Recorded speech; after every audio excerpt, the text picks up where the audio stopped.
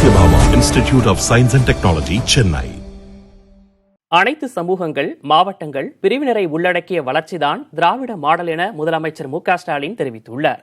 தமிழ்நாட்டில் ஏற்கனவே இருக்கும் வளங்களை கொண்டு மாநிலத்தை மேலும் வளப்படுத்த வேண்டும் என அவர் கூறியுள்ளார்.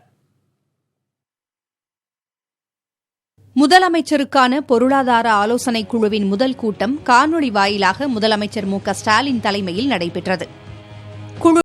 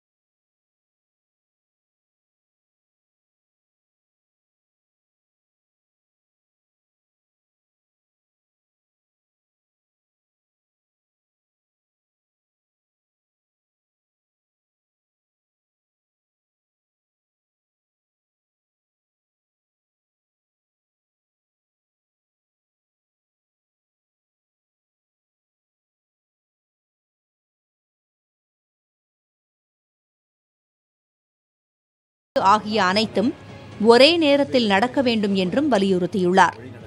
இதற்காக தொடர்ந்து சந்திப்போம், சிந்திப்போம், வளமான தமிழ்நாட்டை உருவாக்குவோம் என்றும் முதலமைச்சர் மு.க.ஸ்டாலின் தெரிவித்துள்ளார்.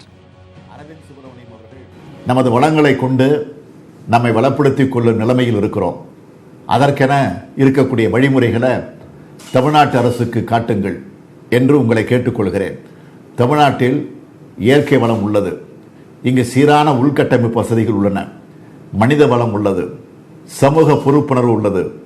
உலகமறிந்த மாநிலமாக தமிழ்நாடு உள்ளது.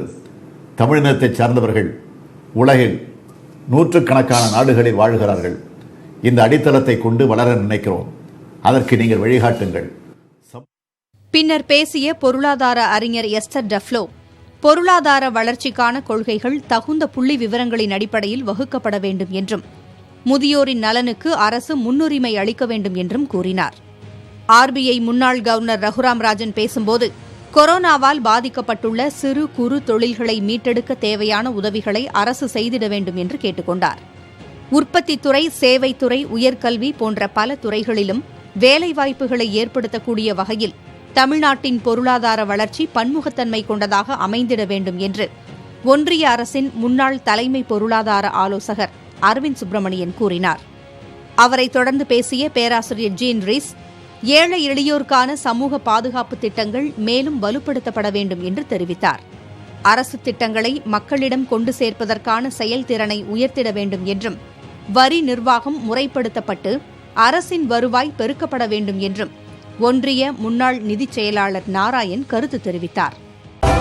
Satyabhama institute of science and technology, Chennai.